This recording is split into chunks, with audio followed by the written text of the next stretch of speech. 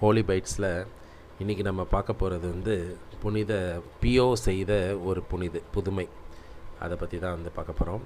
புனித பியோ வந்து பலவிதமான புதுமைகள் செஞ்சுருக்காரு. அவர் பாவசங்கத்தின் வல்லமையானவர். அப்படிப்பட்டவர் ஒரு முறை பாவசங்கத்தை செஞ்சுட்டு இருக்கும்போது ஒரு கண் தெரியாத சிறுமி வந்து அவர்கிட்ட பாவசங்கத்தினை செய்கிறா. அந்த சிறுமிக்கு பிறப்பில் இருந்தே கண்ணில் வந்து அந்த கருவழின்னு சொல்லக்கூடிய பீப்புள் வந்து இல்லை, சின்ன வயசுலேருந்தே இல்லை. அதனால் அவர் ஃபுல் பிளைண்ட். ஆனால் ஒரு உத்தமமான பாவசங்கத்தினை செய்கிறார். அவர் வந்து நம்ம பாவசங்கத்தினை செய்யும் போதே நம்ம பாவசங்கத்தில் உண்மையை சொல்கிறோமா இல்லையான்றதை கண்டுபிடிக்கக்கூடிய ஒரு சக்தி வாய்ந்தவர் புனித பியோ. அவர் வந்து நம்ம மறந்த பாவங்களை கூட வந்து அவரே சொல்லுவார், நீ இந்த பாவத்தை சொல்லலை அப்படின்ட்டு. அந்தளவுக்கு ஒரு மிகப்பெரிய புனிதர். அப்போ அவர் என்ன செய்கிறாரு, அந்த சிறுமியை பாவசங்கத்தினை உருக்கமாக கேட்குது. அந்த சிறுமியை பாவசங்கத்தினை கேட்டு முடித்ததும் அவர் என்ன பண்ணுறாரு, அந்த சிறுமிக்கு வந்து தொட்டு குணப்படுத்துகிறாரு. அந்த கண்களில் சிலுவையை வரைகிறாரு.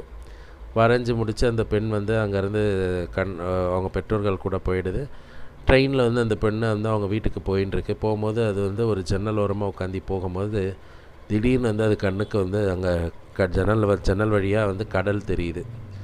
அந்த கடலை பார்த்துட்டு அந்த பொண்ணு வந்து ஆச்சரியப்பட்டு அவங்க அப்பா அம்மாட்ட சொல்லுது. அதுக்கப்புறம் அவங்க அப்பா அம்மா எல்லாரையும் பார்க்குது. பார்வை கண்ணில் வந்துருச்சு.